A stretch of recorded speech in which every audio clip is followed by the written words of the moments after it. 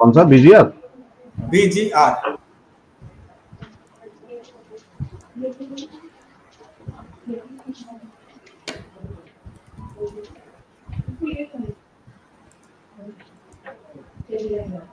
BGR energy BGR जी।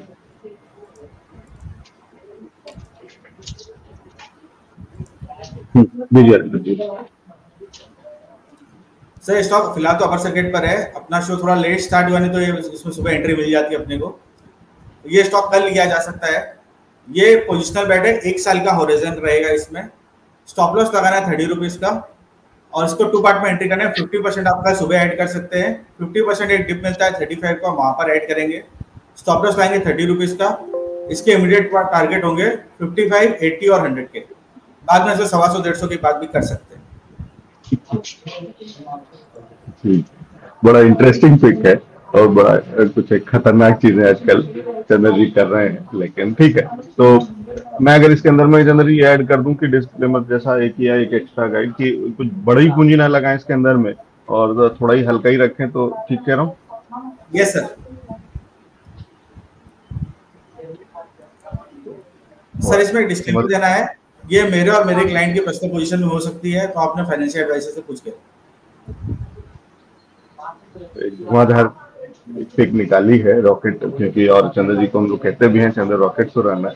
तो ये जो पकड़ते हैं पिक, ऐसे वाले पिक स्पेशल ढूंढ करके लाते हैं, वो चलती नहीं। तो ऐसा भी नहीं है कि मतलब रैंडम है, उसके बहुत सारे टेक्निकल रीजंस हैं, वो मुझे चार्ट में हल्का दिख भी रहे हैं। अगर आप लोग देखना चाहें, वो जिस रीजन से क्यों, कहाँ, किस लेवल्स पे है और वो लेवल क्या कह रहे हैं, वो सामने स्क्रीन पे जो लोग टेक्निकल से बहुत ठीक से जानते हैं उनको दिख रहा है कि हाँ ये एक साइडवेज, एक कंसोलिडेशन रेंज में रहने के बाद कुछ रेंज को तोड़ने की तैयारी करता लग रहा है। और अगर तोड़ेगा तो जबरदस्त तेजी दिखाएगा, बढ़िया है।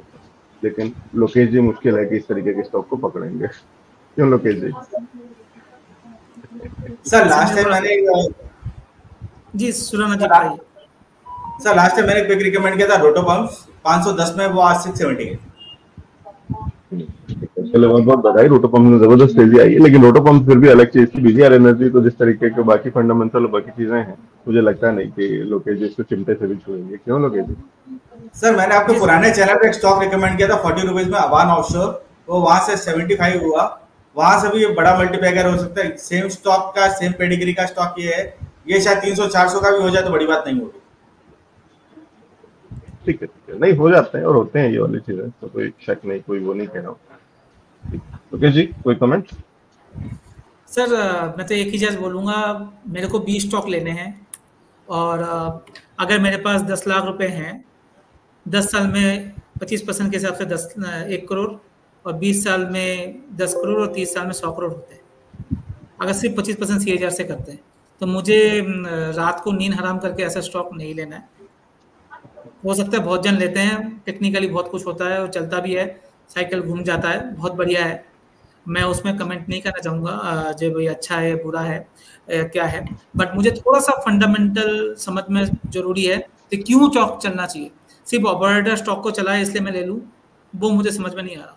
तो चंद्र सर जब अभी बता रहे थे, मैं स्टॉक का थोड़ा सा देख रहा था, तो मुझे ये दिखा जो प्रमोटर है वो 75 से 51 अपना स्टेक कर दिया। उसके बाद मुझे दिखा जो 51% है उसका 60% वो प्लेज करके रखे हुए हैं। तीसरा चीज वो जो दिखा 250 दिन का इनका डेटर्स डे है, मतलब खाली बिल काट रहे हैं, पैसा नहीं आ रहा कैश फ्लो में, करेक्ट। तो अब मैं ये जस्ट 2 मिनट के अंदर जो देख पाया मैं उसकी बात कर रहा हूँ। तो मे भी इसमें कुछ नए प्रमोटर आ रहे हो, मे भी कंपनी बिक रही हो। हाँ एक और चीज देखा, 3000 का सेल जो हुआ करता था, 3000 करोड़ का सेल, वो अब 1000 करोड़ का हो गया है। डेट टू इक्विटी शायद इसका 20 है, जो हम नॉर्मली 1 और 2 में ही रुक जाते हैं। तो बहुत सारे रेड फ्लैग मुझे दिखे। आई एम नॉट सेइंग कि कंपनी अच्छी है कंपनी बुरी है, क्योंकि मैंने पूरी तरह से रिसर्च नहीं की है और मेरे को नींद नहीं आती है, सिंपल सी बात है। मैं अपने दर्शकों का, क्योंकि उनके पास लाख 2 लाख 4 लाख ही होते हैं, अगर बन गया 0 टू हीरो हो जाता है। जैसे TTML है टाटा का, 6 रुपए से सर हमने 300 भी देखा है। हमने CG पावर 6 रुपए से आज 700 रुपये चल रहा है, वो भी देखा है। साथ में एक और एग्जांपल दूं जो मेरा फेवरेट है, मैंने लिया भी था यहाँ पर, कई बार रिकमेंड किया है। 6 रुपये से TRIL आज 900 रुपये है, ट्रांसफॉर्मर रेक्टिफायर, और मेरे पोर्टफोलियो में 6 रुपये से ही पड़ा हुआ है। पर उसका फंडामेंटल मुझे पता था, कुछ चेंजेस हो रहे थे वो पता था। तो मे बी इसमें भी कुछ हो रहा हो, चंदर जी ज़्यादा जानते होंगे फंडामेंटली, बट अभी के लिए जो मुझे सिनेरियो दिख रहा है, इस तरह के स्टॉक से मैं थोड़ा सा दूर रहता हूँ, क्योंकि 20-25 स्टॉक ही लेने हैं, उससे ज़्यादा तो लेने हैं नहीं। सर ये सिर्फ टेक्निकल पिक है, कोई फंडामेंटल एनालिसिस नहीं किया गया है।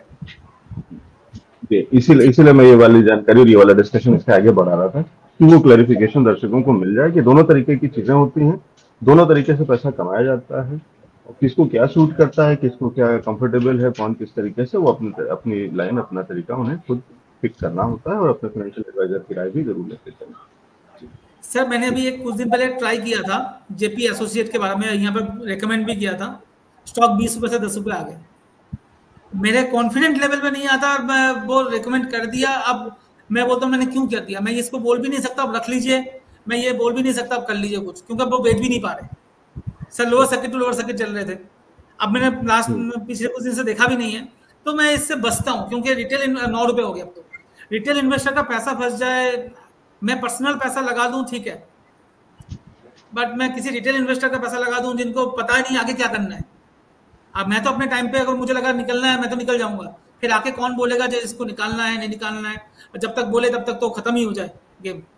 तो इसलिए मैं थोड़ा सा बचता हूँ इस सब। ठीक है, दोनों चीजें होती हैं, लेकिन इसी जेपी एसोसिएट्स में एक और चीज बताता हूँ लोकेश जी, क्योंकि मैंने ही इसको आपसे भी पूछा था, जब उसके साथ साथ एक बार मैंने शायद चंदर जी से भी पूछा था, इस पर राय ली थी, और ये तब तो 16-17 रुपए के आसपास था, और इन्होंने 20-21 रुपए का, हाँ 16-17 के आसपास का जो लेवल पे मैंने इनसे एक बार पूछा था, और इसको इन्होंने 20-21 का टारगेट दिया था, और जो कि मिला भी था 22 रुपए के आसपास या उससे ऊपर, 22-23 रुपए टाइप जा करके उसके बाद ये गिरावट आई। तो अगर वो वाली चीजें, अगर अगेन वही है कि शॉर्ट टर्म, और अगर आप उतना टाइमली कनेक्टेड है, उतना टाइमली काम कर सकते हैं, तो आप इसमें भी पैसा कमा चुके होते हैं। और लेकिन अगर जो फंसने वाले रिटेल इन्वेस्टर हो सकते हैं, जिनको उतनी तेज समझ नहीं है या उतनी स्पीड नहीं है, तो वो फंस भी सकते हैं। तो दोनों ही चीजें इसी जेपी एसोसिएशन जिसका एग्जाम्पल लोकेश जी दे रहे हैं, और यही अंतर होता है फंडामेंटल्स का और टेक्निकल्स का।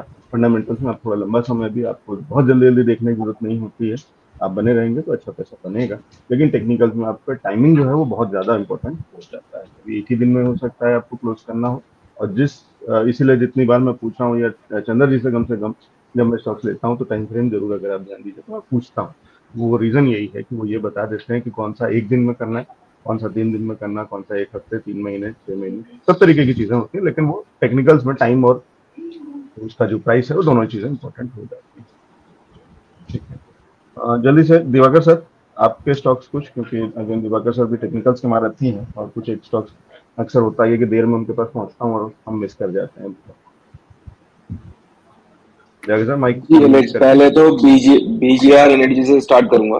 बीजीआर एनर्जी टेक्निकल्स पे मेरे को 38 पे मेरे को भी कन्विंसिंग लग रहा था, मेरे को भी अच्छा लग रहा था, और लेकिन मेरे को फंडामेंटल्स इसके नहीं कन्विंसिंग लगे, इसलिए मैं इसको अवॉइड किया कहीं भी पब्लिक प्लेटफॉर्म पे बोलने के लिए, क्योंकि फंडामेंटल्स अगर खराब होते हैं फिर टेक्निकल्स वगैरह स्टॉक गिर जाता है, तो उसमें फिर ये आ जाता है कि इतना खराब फंडामेंटल का स्टॉक था, रिकमेंड किया गया।